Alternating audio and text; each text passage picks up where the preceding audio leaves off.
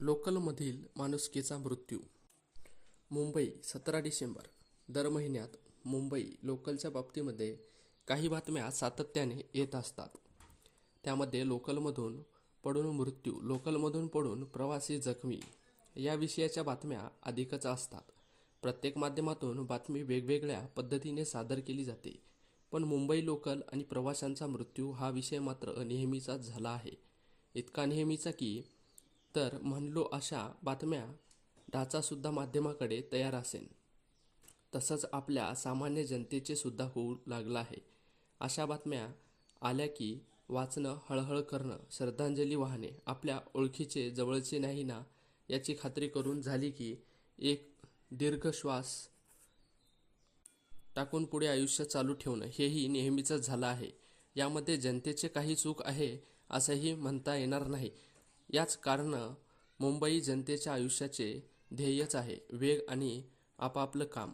आयुष्यात रोज आपापलं काम कुठेतरी वेळत जायचं आणि मग त्यासाठी कोणतेही धाडस करायला लागो. रोजच तसे करणारे लोक इथे तुम्हाला मिळतील. रस्त्यावरील गाडी चालकांना पादचारी त्यांचे शत्रू वाटतात. पादचारी लोकांना त्यांच्या पुढे चालणारे लोक शत्रू वाटतात.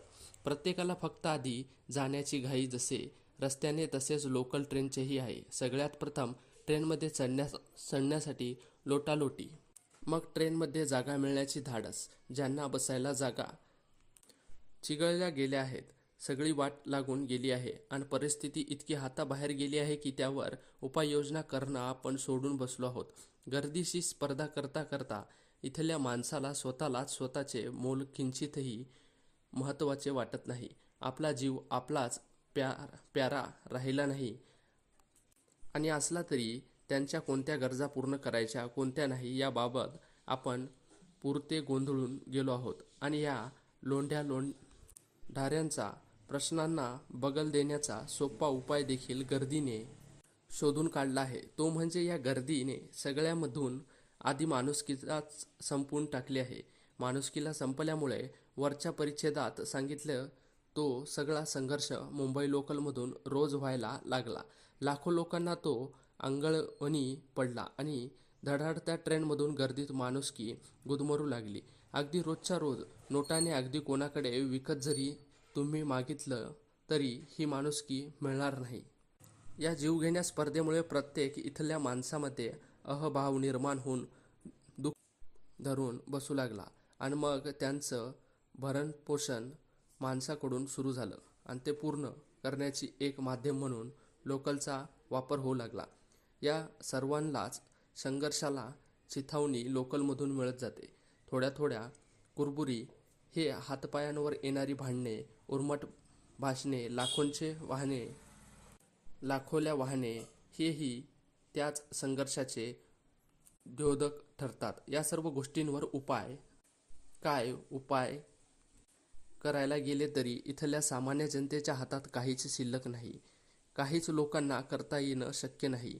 तशी इच्छा अनेकांची होत असावी पण अंमलात मात्र कोणी करणार नाही. लोकलमधून जाताना पटकताना फक्त एका गोष्टीचा दुसऱ्या गोष्टींवर दोष देत ढकलत गेले की झाले. याचं एक प्रकारचे आत्मसमाधान लोक करून घेतात आणि गप्प बसतात. अगदी परत सगळे जसे सुरू असते तसेच ते सुरू ठेवतात. आयुष्य पुढे जात राहते. कोणाचे कोणावाचून अडत नाही. धक्के बसले तरी त्यांचा वापर पुढे जाण्यासाठीच केला जातो. विषण्ण वाटत नाही असे नाही. हतबलता येतच, कंठ दाटतो, मनात आणि पोटात गोळा येतोच. पण यातील काहीच आता लोक बाहेर पडू देत नाहीत. सगळीच जणू क्रियाहीन होऊन बसलेत. काही जंतरमंतर होऊन मग हे सगळे सुधारले जाईल असा साऱ्यांचा समज. पण आतल्या आत प्रत्येकाला माहिती आहे की कोणताच चमत्कार होणार नाही.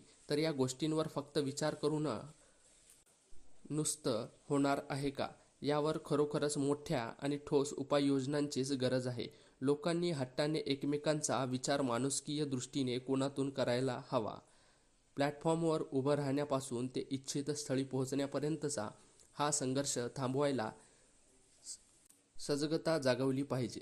दंडनीय अपराधीपणाची भावना, माणुसकी सोडून वागणाऱ्यांच्या मनामध्ये डोक्यामध्ये जोपर्यंत निर्माण होणार नाही तोपर्यंत या गोष्टी आटोक्यात येणं शक्य होईल असे वाटत नाही. प्रत्येक माणसाने हे ठरवायला हवे की यासाठी कठोर असे दंडविधानाची अंमलबजावणी होणे आवश्यक आहे. लोकल म्हणजे आपलं घर.